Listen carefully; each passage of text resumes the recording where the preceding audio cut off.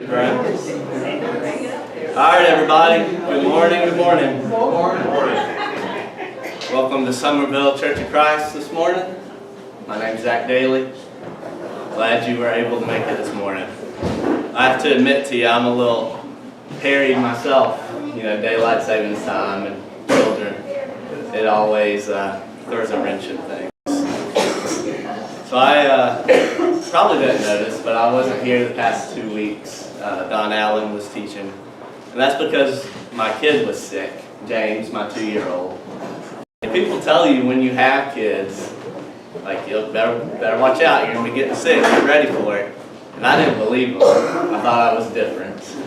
I also thought I used to have an immune system. I think I just didn't have a kid. I think that's what it was. Because now, whenever James gets sick, I get sick too. But luckily, we're all better now. Everybody's doing good. But since I missed the last 2 weeks, I got to watch online a little bit. But somebody catch me up. What has Elijah been up to these past 2 weeks of class? What's Elijah been doing?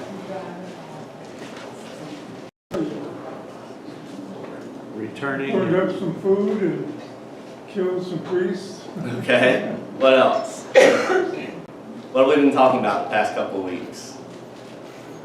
The big story of Elijah, right?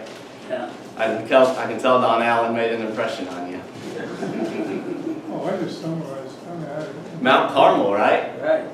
Right? Elijah's been on Mount Carmel battling the prophets of Baal, the fire from heaven that burns up the altar. And then how does that story end? 1 Kings 18, the last few verses there. What does he do? What do they do to all the priests of Baal? Kill them. They kill them, right? They take them down into the valley and they slaughter all the priests of Baal. So now we're going to... That wasn't hard though, because they were about bled out anyway. Yeah, that's because they were cutting themselves. Yeah, you're right. So now let's see what Elijah goes from here. We've got this great victory on Mount Carmel. God has defeated the prophets of Baal. Let's see what happens next. We're in 1 Kings 19. We'll look at the first couple verses here. And Ahab told Jezebel all that Elijah had done, also how he had executed all the prophets with the sword. Then Jezebel sent a messenger to Elijah, saying, "So let the gods do to me, and more also, if I do not make your life as the life of one of them by tomorrow about this time." So Ahab has the unenviable task of telling Jezebel what happened. Somebody remind me, who's Jezebel? His wife. His wife, okay? But she's Is she an Israelite? not a lady. So this is actually the first words we hear from Jezebel in the story. If you remember back in 1 Kings 16, when we kind of were introduced to some of the players, it mentions Jezebel, how she was not an Israelite, and how she contributed to Ahab following some of these false prophets. But this is the first time she actually appears in our story. Didn't Ahab marry her to try to get an alliance with somebody? That's one way to look at it, yeah. Right? Remember, at this time, the kingdom of Israel is surrounded by a lot of other different nations, and they're all kind of battling each other. You got the Assyrian Empire up to the north that's starting to get powerful.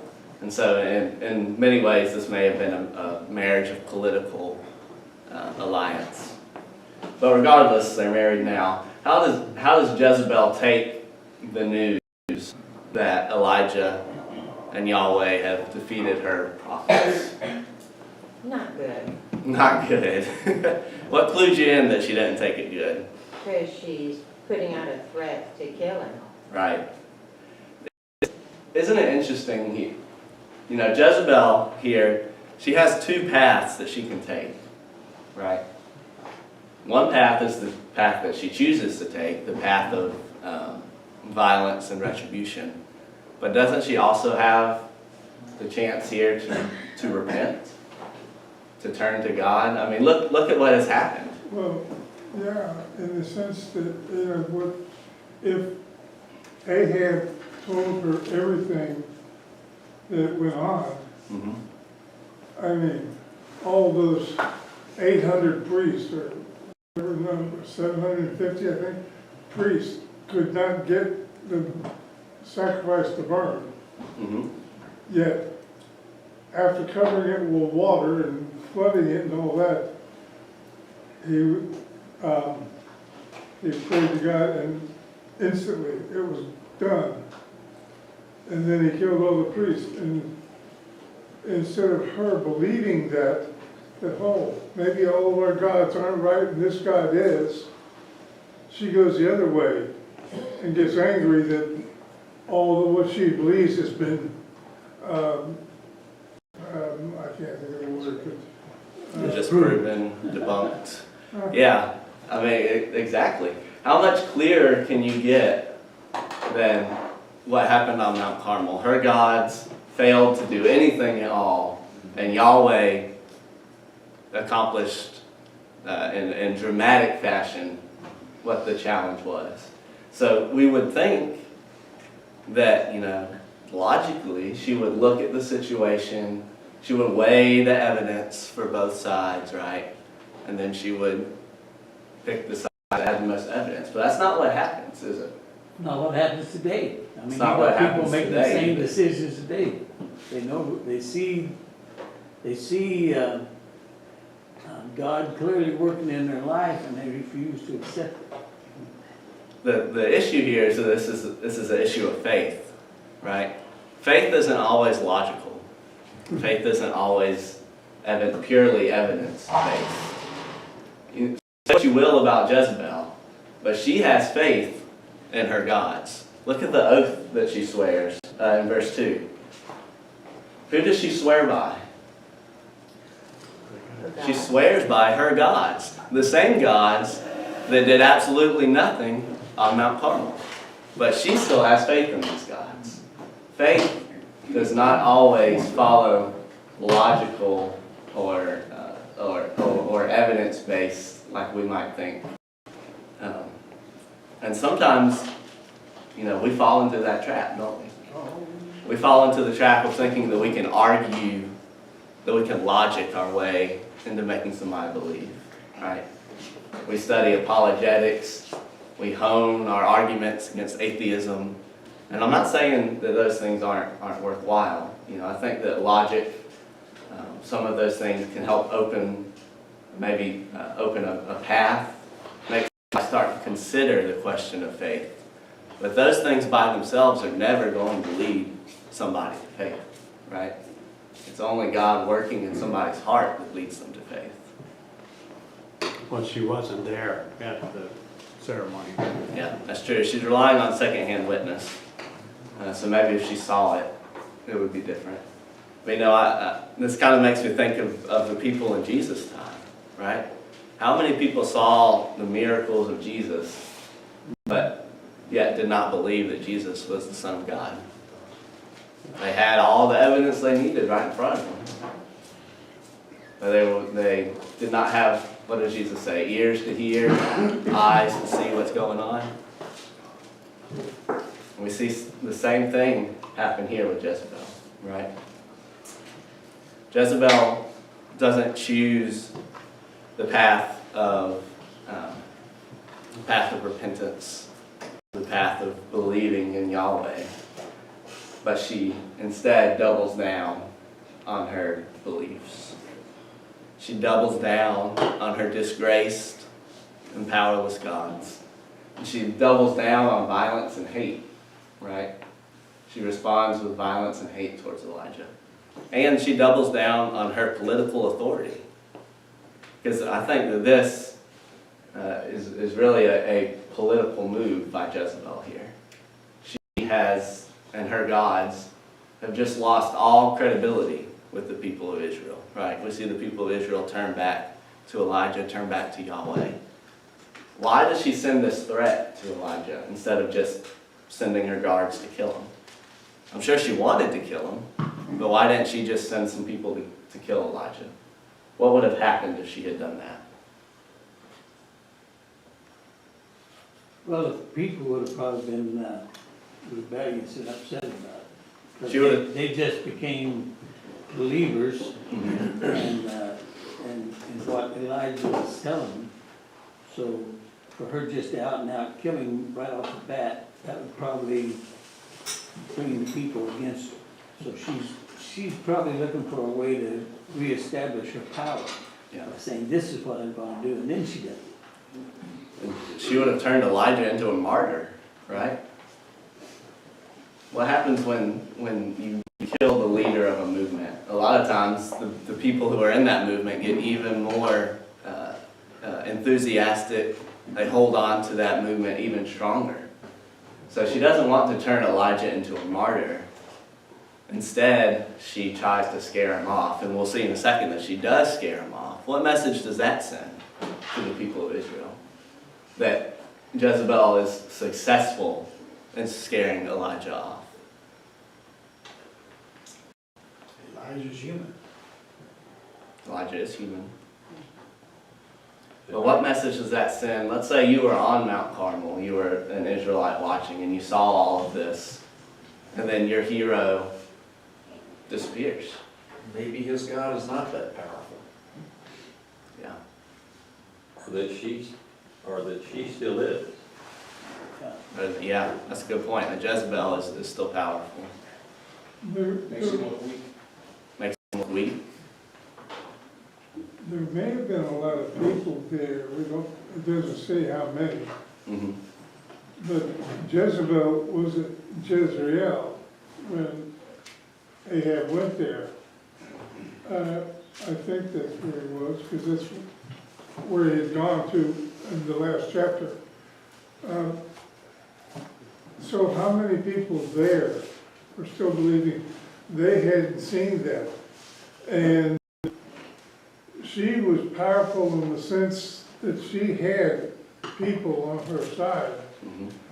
I mean, Ahab a lot of times followed her will because he had married her to have things with another country, and so she had power in that sense there. But what you were saying also reminds me, when you talk about martyrs, right after Christ had died, when Gamaliel was talking there with the thing about Peter and John, he said, he told him, don't talk too much about this, because what you're saying, you may be fighting God. Because he listed 2 or 3 other people who had talked like that. And then they died, and even though they were a martyr, their following went away. But this following after Christ by Peter and John wasn't going to go away. And Gamaliel had that thought that, you know, if it's of man, it will go away, but if it's of God, it won't. Thank you, Norman. So you mentioned Ahab in there. Where's Ahab in these couple of verses? Where's Ahab? What was Ahab doing? He's completely absent, right? He just tells Jezebel what happens. And then, you know, we're not told what he thinks about what happens on Mount Carmel. We're not told what he thinks about what Jezebel decides to do. He just kind of says what happened, and then his leadership, his example, disappears. I don't think he was the leader. I think she's always been the leader. Maybe so. When you read the story, it always comes across that he's the king, but she runs the country. We'll do a little more talking about Ahab as we go through the story, but that is a theme that we're going to see. His leadership is absent a lot of times. He is king, but he's not leading the people. He has an opportunity here. He is an Israelite. He knows Yahweh. He knows at least the basic understanding of the Israelite religion. He has the opportunity here to turn his country back towards God, to provide leadership, to steer them towards the right path. And instead, he is completely absent. And Jezebel is the one who is driving this story forward right now. So I just think that's interesting to note. All right, any other thoughts on Jezebel right here? I think this is a really cool glimpse into kind of how she's thinking and her situation right now. Any other thoughts on these couple of verses? All right, let's keep reading then. Let's see what Elijah thinks about Jezebel's words. 1 Kings 19, verse 3. And when Elijah saw that, so when Elijah got word of this threat, he arose and ran for his life and went to Beersheba, which belongs to Judah, and left his servant there. But he himself went a day's journey into the wilderness and came and sat down under a broom tree. And he prayed that he might die, and said, "It is enough. Now, Lord, take my life, for I am no better than my father's." Then as he lay and slept under a broom tree, suddenly an angel touched him and said to him, "Arise and eat." Then he looked, and there by his head was a cake baked on coals and a jar of water. So he ate and drank and lay down again. And the angel of the Lord came back the second time and touched him and said, "Arise and eat, because the journey is too great for you." So he arose and ate and drank and went in the strength of that food 40 days and 40 nights as far as Horeb, the mountain of God. So how does Elijah respond to Jezebel? He whines. He whines, okay? He's saying, I've done this, and I've done this, and this is where I'm at. Okay. So first he runs, right? First he gets as far away as he can. He goes all the way to Beersheba, which is all the way down to the south of Judah. So he's gotten just about as far from Israel as he can get while still staying in friendly territory. And then once he gets there, he says, "You know what, this isn't far enough. I'm going to the desert where nobody's going to go. I'm going to go in the desert about a day's walk. And then I'm just going to lay down and I'm going to quit." So that's where Elijah's at. No, it's interesting. He does seem to do exactly what she wants here. Mm-hmm. Yeah, he plays right into her hands. Don't you think that this seems a little bit out of character for Elijah? I think it seems a little bit out of character when I read it. When we think about what Elijah has done, how he has stood up to Ahab, how he stood up to the prophets on the mountain. You don't really think of Elijah as somebody who gets scared easily. At least I don't. But here he is. What has changed for Elijah? I don't look at it as being scared. Maybe I'm looking at it wrong. But he had outrun, in the previous, right at the end of 18, he had outrun Ahab's chariot to Jezreel, where he was going. So he was in Jezreel when Ahab told Jezebel. So that's, and a lot of those people hadn't seen. And she had the power, she had the influence and the power to do something. He might have had a good reason to be afraid there at Jezreel, so he had to get out while the getting's good type of thing, Okay. and go. Let's, That was a very good reason to be afraid. yeah, Jezebel had a lot of power for sure. Yes, sir. Give you a little bit of example. My dad is 6'4", my mom's 5'2". My dad's a big guy. He's hard to rely on. But I'll have to admit, he will flinch when my mom goes to, because things in the past. Yeah. To me, this right here goes back to the old phrase, and excuse the way it kind of sounds, but hell hath no fury, woman's born. Yes. That right there, her being that upset, he knows what she's capable of. He's not worried about any straight up man. still deal with them on the battlefield. But this hits too close to home because he knows what she's capable of. And he knows what she stands to lose and she doesn't want to. Okay. To me, that's what it says. He knows what she's capable of. That's one idea, yeah. What else? Alyssa? You know, this feels like a right time to say happy late in National Women's Day, which was yesterday. But to me, right, at this point in the story, what's so fascinating about Elijah's flight is that if he'd stuck around and confronted her, whatever that would look like, right, I would imagine that would cause people of Israel to be like, oh, Elijah's our hero. Elijah is the best. He's the one we are following. But that's not the point of the story, right? The problem isn't that they stopped following Elijah. The problem is that they stopped following Yahweh. They stopped following God.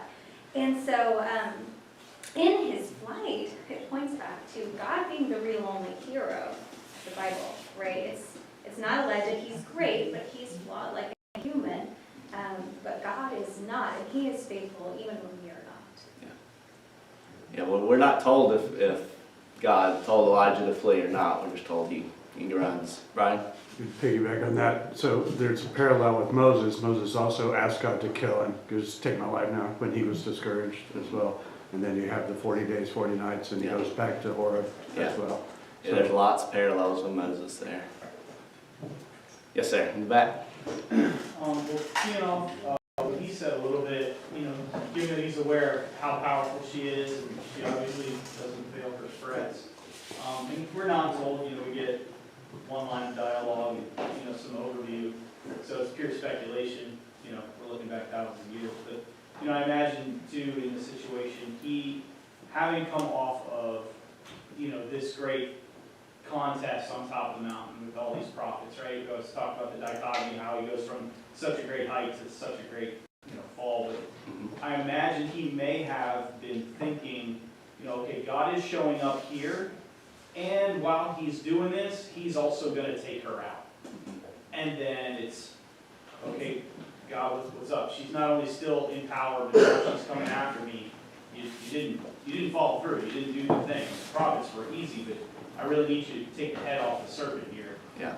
And he was probably like, okay. And, you know, I can relate, you know, and I'm sure many of us can, where it's, you're really needing God to show up at a certain time and deal with a situation that you know is way beyond your control. You know you don't have the power to deal with it. And it's like, okay, God, okay. Oh, you know what? Okay, he's not showing up. I'm out here. You know? Yeah. And you know, like she said, he's just a human, and that could have been his reasoning. It's just like, God didn't take her out, and if I stick around here any longer, I'm done. So, time to bounce. Yeah, you're thinking kind of along the lines I'm thinking. Think about expectations for a moment.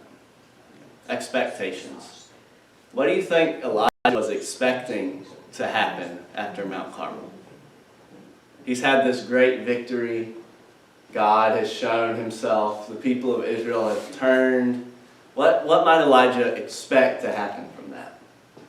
Everybody would turn their hearts to the Lord. And Absolutely. He's expecting a revolution, I think. I think he's expecting Israel to go through a revolution, a revival, to turn back to God. Well, that's not what happens. That's not what happens for Elijah. Instead, he's reminded the very next day that he still does not have the power in Israel. He's reminded that Ahab and Jezebel are still king. He's reminded that they still have the power and the authority to kill him. I can understand a little bit. When I think about it like that, I can understand the weight of unfulfilled expectations and him being so disappointed and so discouraged that things turn out like he wanted, that he turns tail and runs. So, Zach, I suspect that he runs because he's afraid. And he's afraid because he's lost his faith. I mean, all through this Bible, there's examples of people, when their faith is shaken, fear is what is the product. You think of Peter, he had the faith to step out of the boat, but when his faith was shaken, fear overtook him and he sank. You know, and there's many examples. Fear is the product of a lack of faith.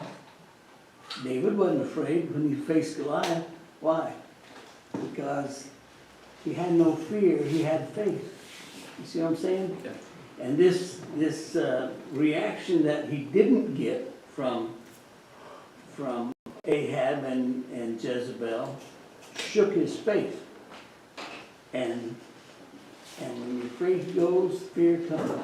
And I think that's why he You know, at the beginning of the class, we were talking about logic and thinking rationally. You would think that Elijah would rationally think that if God can do the awesome things that he has done on Mount Carmel, if he can raise the dead, if he can stop the rain for 3 years, that he can protect Elijah from Jezebel. But for whatever reason, the fear overrides his faith. Yes, sir. I think for a lot of us too, it's not necessarily about what God can or can't do. I think it's whether or not he will, Mhm. and when, if ever. Yeah, that's a good point. So, Roger. Well, going back to expectations, it's interesting that when he did the sacrifice and God, sent fire from heaven and consumed his sacrifice, his altar, the stones, the water, and everything like that, he had the Israelites put those priests to death. Mm-hmm. Where were they when the threats, Jezebel's threat? I think he was expecting, like you said, them, because they already wielded the sword to kill all those prophets, to rise up and be that revolution. And I'm sure all he heard was crickets. Yeah. Yeah, this idea of unfulfilled expectations, sometimes we experience that as well, right? Maybe not as dramatically as Elijah does, but maybe, just some situations you might have been in. Maybe you've been praying for a time to reconnect, maybe with a family member that you've drifted apart from, or you've been wanting to have some sort of, deeper spiritual conversation with them. Finally, you get the chance to have that conversation, and you come home, you're like, man, that conversation went great, things went well, I think things are really going to change. And then nothing changes. That doesn't feel good, does it? Or maybe it's been a parenting situation. Maybe you're dealing with some sort of behavior from your child, or you're trying to get them to see some truth, and you're just having a hard time getting them to see it. And then you have a conversation, you have a moment where you think you break through, and you're like, okay, I expect that things are going to change now. I've had this connection with them, and then things don't change. How does that affect you when something like that happens? How does that make you feel?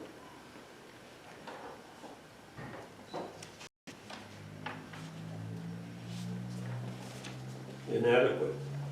Inadequate. Does it feel like a personal failure? Sometimes it does. Disappointing.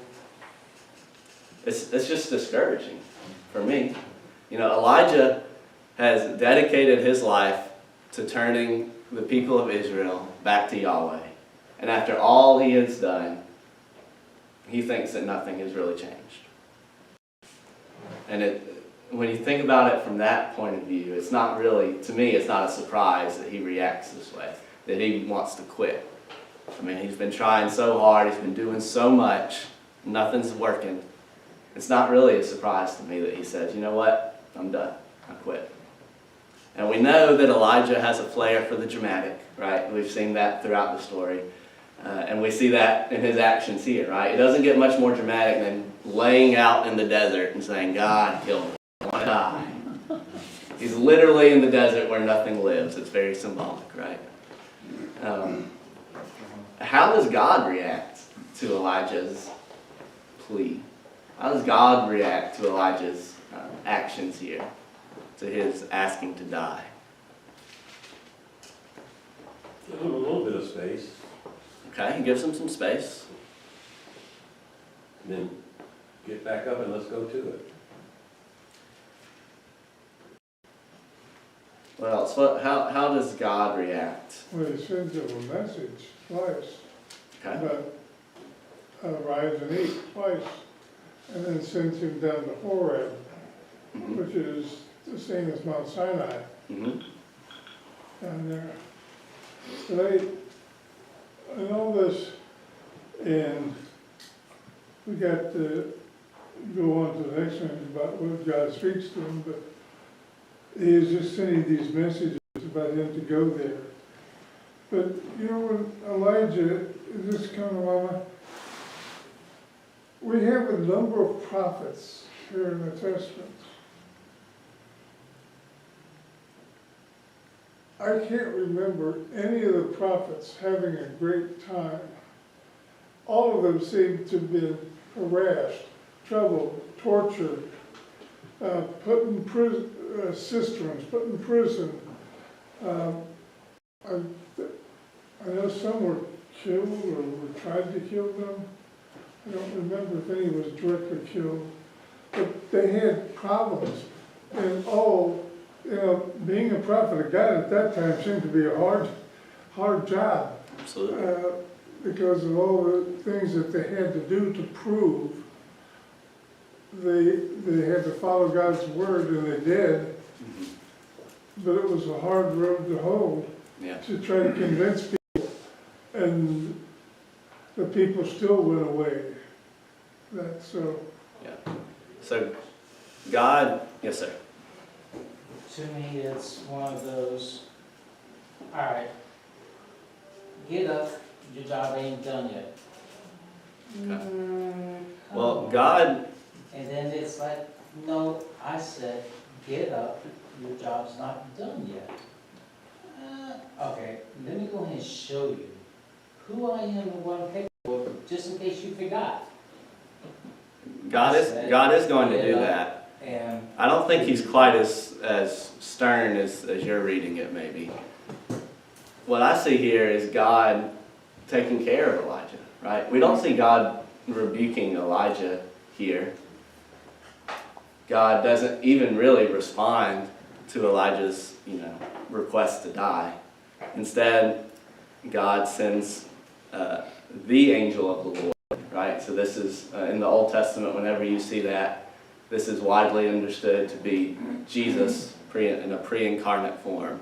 So he sends Jesus to minister to Elijah, to give him some food.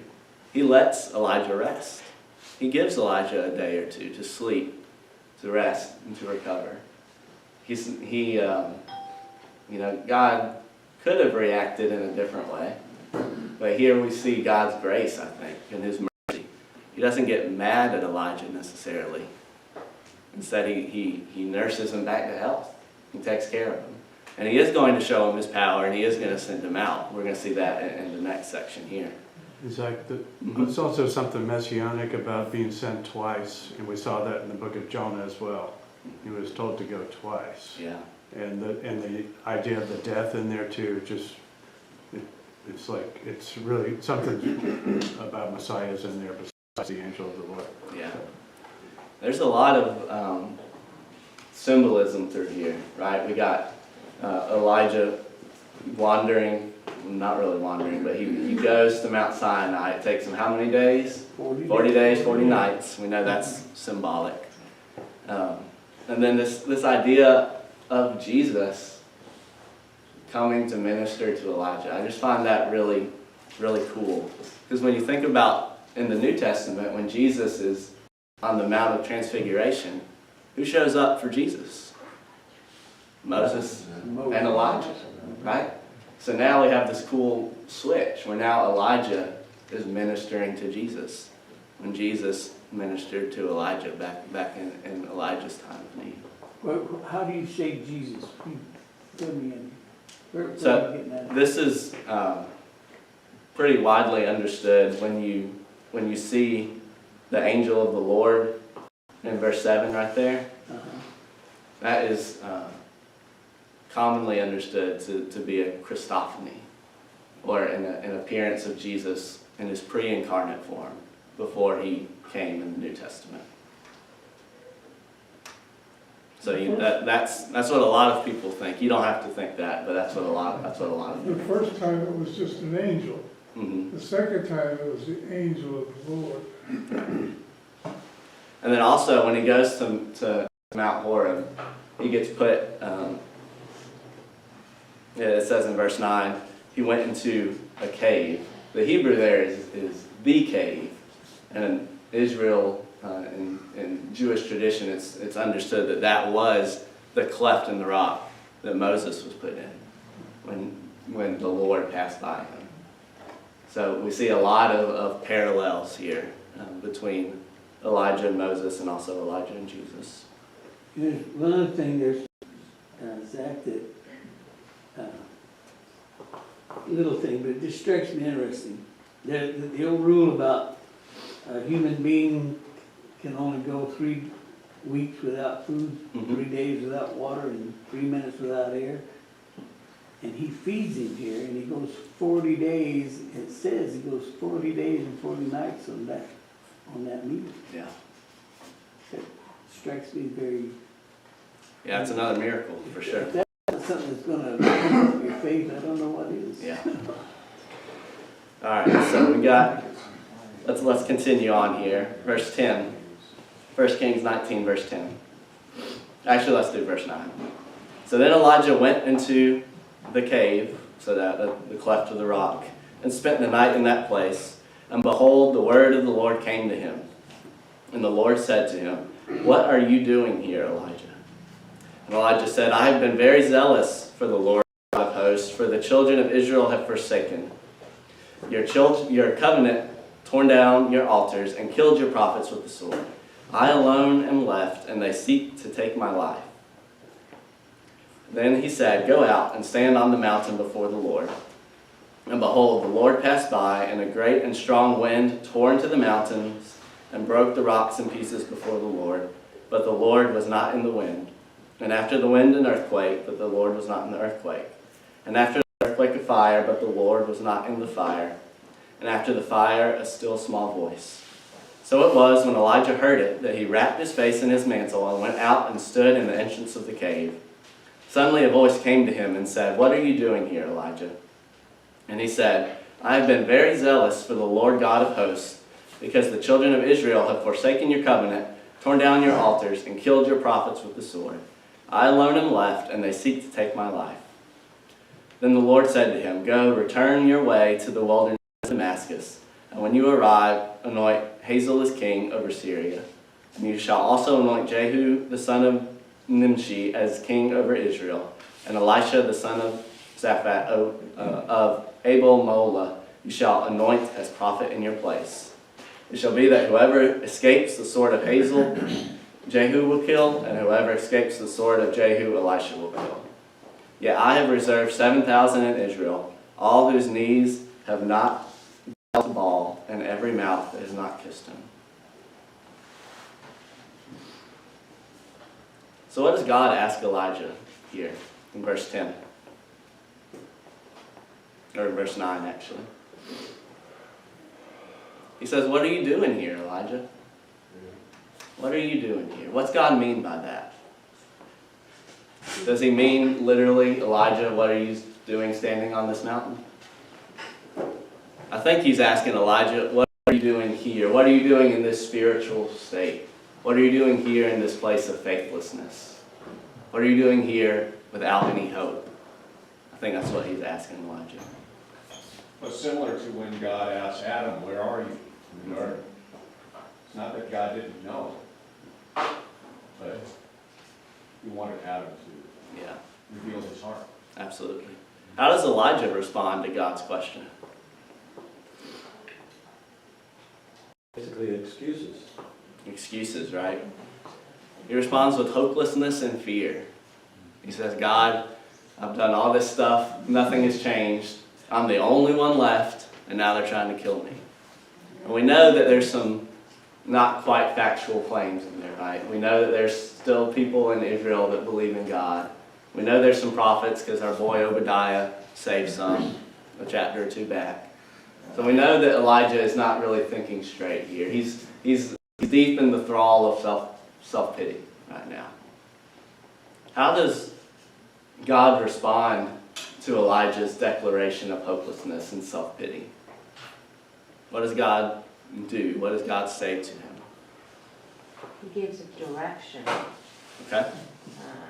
And he tells him what he wants him to do, and he did the third thing, but he offered him relief. I've got somebody to take your place. Okay. Yeah, we're going to get to that in just a minute. But before we get to that, what is God doing in the thunder, in the wind, in the fire, in the earthquake? What's he doing for Elijah? Showing his power. Yeah, he's showing himself to Elijah, right? Elijah says, I'm hopeless. I don't see a way forward. I don't know what to do. God says the fix for that is to look at me. The fix for that is to look to me. The fix for that is to have your faith restored by me. Well, Roger. I think too, he's dispelling some expectations that, he wasn't in the earthquake, he wasn't in the fire, he was in the small, still voice. Right. We expect these grand things to happen when God is present, and that's not the way God works all the time. Absolutely.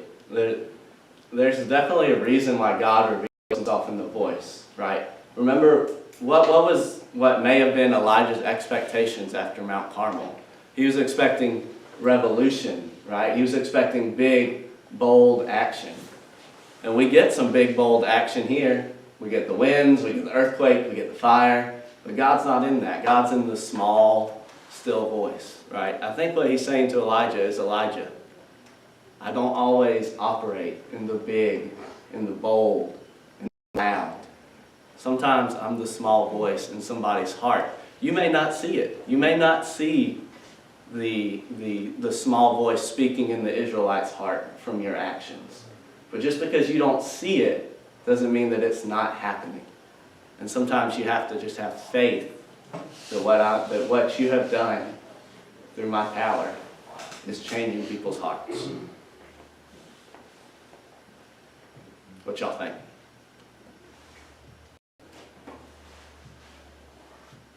All right, I'll take that as agreement. Does God's display of power work? Does God speaking to Elijah in the small voice, does the display of power, the earthquake, the wind, the fire, does that change Elijah? What does Elijah say after he sees all of that? The exact thing he said before. Yeah, he says literally the exact same thing he said before. So if we were asking, does this change Elijah's heart? I think the answer has to be no, it doesn't really change his heart. For whatever reason, this threat by Jezebel has got Elijah so twisted up. So his fear, hopelessness, whatever, has gotten him so deep. Even seeing God's power firsthand isn't enough to root it out of Elijah's heart. Elijah, what normally happens after you see something like this? I think of Job, the story of Job, where Job is complaining to God the whole time about you've done me wrong, you haven't been doing right by me, and then God shows himself to Job. What does Job say after that? He's basically like, all right, you're right, I don't know anything, I'm sorry. He repents, right? That's normally how it goes when you see God. But instead, Elijah does not declare God's power or majesty. There's no repenting of his doubt and fear. He just repeats the same thing he said earlier. And notice the contrast between how the people on Mount Carmel react and how Elijah reacts. They both saw the fire of God come down from heaven. Israel repented, turned their heart at least a little bit towards God. Doesn't have that effect on Elijah right here. All right, let's wrap up. Any thoughts? I know we're having to run through this a little quick as we run out of time here. Any other thoughts about this? We do see, yes, sir. I think it's all about faith. Elijah had lost, and God was a little upset at that. We sometimes have the same situation. Faith can fail because things didn't go the way we thought they should, for whatever reason, but we need to make sure we're always looking to Him in any situation. We can't lose our faith or we're really lost. And real quick, before we move on to your point, he does send Elijah out, right? After Elijah makes this second statement where he says, I'm the only one left, they're trying to kill me. God doesn't argue with him. God doesn't try to change his mind. God just gives him another mission. He says, you're going to go do these things. But like you mentioned earlier, Elijah doesn't do all of them. He does go get Elisha, but he does not anoint Hazael or Jehu. Elisha does both of those things. I think he had tunnel vision. This is my relief. Maybe. I'm gonna go get my relief. Maybe. But you can see that. You can see Elisha does that in 2 Kings 8. That's when he does Hazael. And then 2 Kings 9, he does Jehu, if you want to look that up. And one of them actually killed Jezebel. I can't remember which one, but. Yeah. I don't know if we get that story or not. I think we do. But.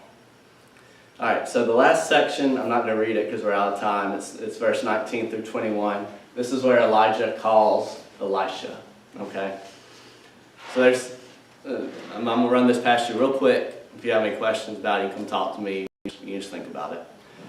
But when he calls Elisha, I think there's really two ways that we can look at this, okay?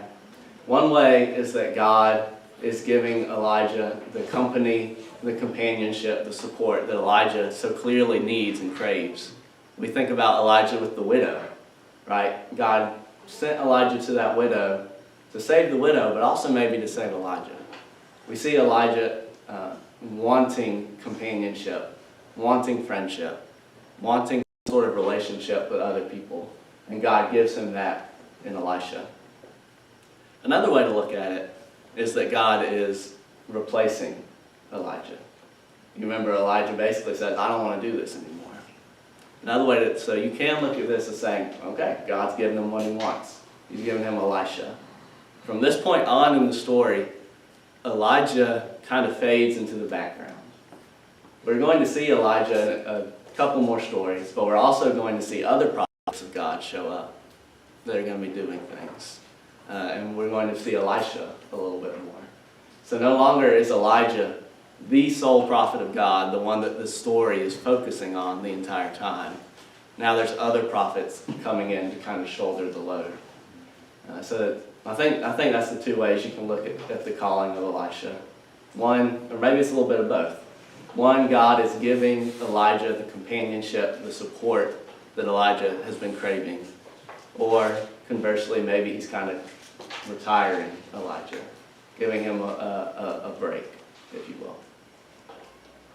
All right, I know we had to go through that last bit pretty quick, but I appreciate y'all's attention this morning. Next week, Don Allen will be in chapter 20. All right, thank y'all.